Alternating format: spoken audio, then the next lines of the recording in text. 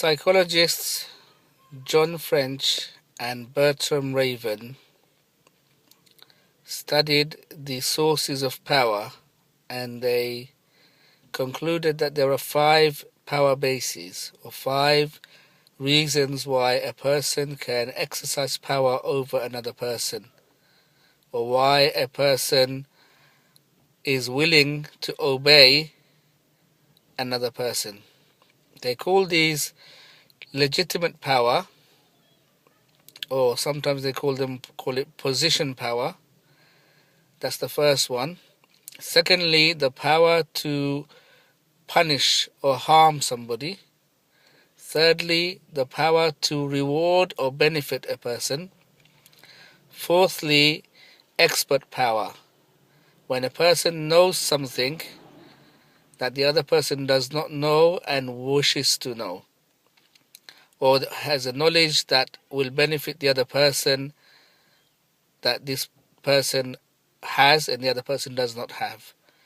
They call this expert power. This is the 4th source of power. And they say that the 5th and the strongest source of power is referent power, sometimes called charisma or charismatic leadership. And they said this is the strongest of all the different powers. And this is when a person likes to be like another person, or likes a person just for themselves, and wants to copy that person or emulate that person or take that person as a role model because they like this person, because they think that this is a good person. And this is the strongest power that a person can possess. And this is gained by living a good life. The Chinese proverb says, live nobly so you can enjoy your life twice. Once when you are actually doing the actions and living, and secondly when you are very old and you can remember what you did when you were younger and stronger. And if you have lived honorably and nobly, when you think of your memories, you will enjoy that remembering. While if you have lived a dishonorable life, then you will cringe or have pain or shame when you remember what you did when you were younger. And if you have lived an honorable or noble life, when your actions have been beneficial to others or have been good acts. Obviously, there are many religions and many narratives, many non-religious value systems where people decide what is good and what is not good. If what you are doing and saying is considered to be good, others will want to copy you, emulate you.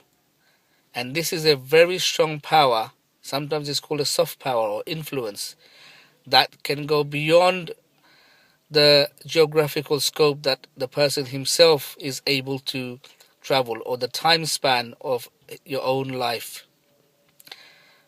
The power of position or authority, the legitimate power, or the power to benefit and harm, is limited to the geographical and time reach of that person. Expert power can reach further, like referent power, because if a person records his knowledge or puts it in a format that can be sent far away or kept when that person has passed away, so that others who live in times long after they are gone can read and benefit from that. For example, the writings of Confucius, Sun Tzu, the prophets, the Hindu scriptures, these are sources that have far outlived the lifespan of the original people who at the time passed it to the people that were alive then. Of course, the strongest power, the power of influence or referent power, the power to be a role model and people to emulate you because of who you are, because they like you and want to be like you. Professor Michael Hart a historian and an atheist, so one could say that he is neutral in terms of religions, has written a book called The 100 Most Influential People in History. In this book, he puts the Prophet Muhammad, peace be upon him, as number one, the most influential person in history. And he says it's because he is the only one who has been supremely successful in both religious and temporal spheres. He puts other prophets like Moses and Jesus in the top 10. He puts the companions of the Prophet Muhammad, peace be upon him, Umar ibn al-Khattab, also in a high rank amongst these 100 most influential people who have ever lived.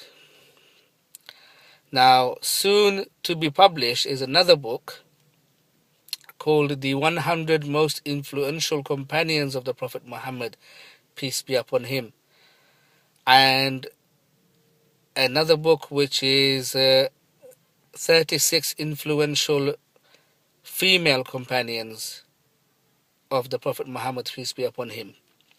All of these people are role models for us who are alive today, because they have all lived lives who are honorable and noble lives, or they have done things that have benefited others, which makes other people want to emulate them and be like them. With Professor Michael Hart, some of the people he has chosen because of the impact their inventions have had, rather than the impact of their character or their action. With the prophets, both their character and their actions and their words and the impact of their actions have been influential.